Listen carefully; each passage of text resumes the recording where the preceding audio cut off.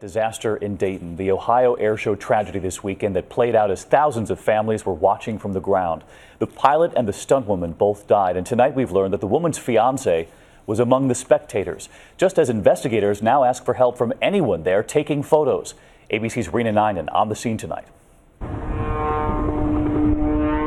Today in Dayton, a flyover in honor of stunt woman Jane Wicker and her pilot Charlie Schwenker. It's a tradition for the show to go on after a deadly crash. This day began with a moment of silence. Thank you very much.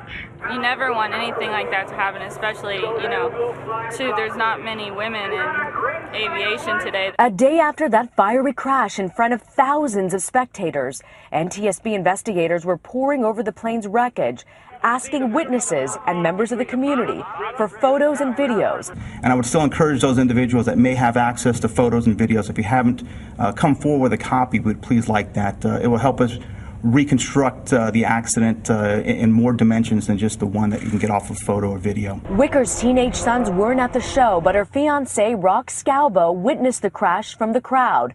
Wicker's ex-husband, also in the business, back in April talked about how Scalbo, he and Jane worked as a team. He's making sure that the airplane's, in great shape because he wants to make sure she gets back okay. I'm caring for her because she's the mother of my children and I don't want to see anything happen to her. The art of wing walking makes the perilous look effortless.